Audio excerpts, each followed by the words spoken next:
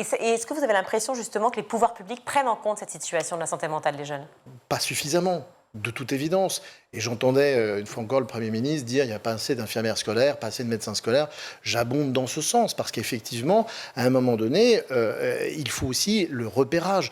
Et il n'est pas facile pour un enseignant à qui on demande plein de choses de pouvoir repérer cela. Et ce qui est aussi assez surprenant dans cette histoire, c'est que le jeune en question semblait être référent, ambassadeur harcèlement scolaire. Ça doit aussi interpeller, ça, parce qu'on se dit, mais comment ce ressort psychologique a conduit ce jeune à commettre un acte, une fois encore, en présence de gendarmes. Bon, c'est assez inquiétant. Et on attendra, bien évidemment, les résultats de l'enquête, qui seront très complets, les expertises psychiatriques et psychologiques, pour vérifier dans quelle mesure il y a eu ce passage à acte. François Bayrou, Emmanuel Macron a assuré hier soir qu'un jeune de moins de 15 ans ne pourra plus du tout acheter un couteau sur Internet ou dans une armerie. Est-ce que vous pensez que ça aura un effet réel ?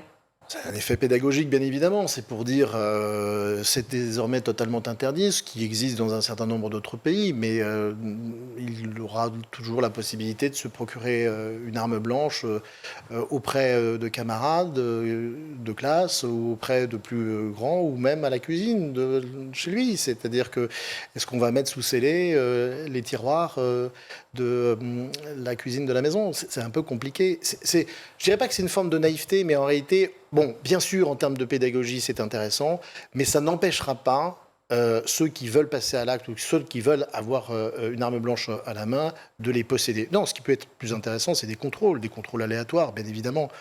Il y a une chose qui a été tentée dans un certain nombre de pays, notamment anglo-saxons, c'est les cartables ou les sacs à dos transparents qui permettent tout de suite de voir. Mais le cartable ou le sac à dos transparent n'empêche pas de cacher dans un blouson, dans un manteau, le cas échéant, une arme. Et puis c'est pas forcément vers à quelle l'école, société on va surtout. Enfin, c'est-à-dire que là, on va vous dire on va aussi des impairs renforcer la transparents, vidéosurveillance. Donc ça veut dire que nous allons être une société un peu à la chinoise, où on est en permanence surveillé avec des comportements où on pourrait peut-être avec un regard, un comportement un peu étrange, être suspecté d'aller commettre une infraction.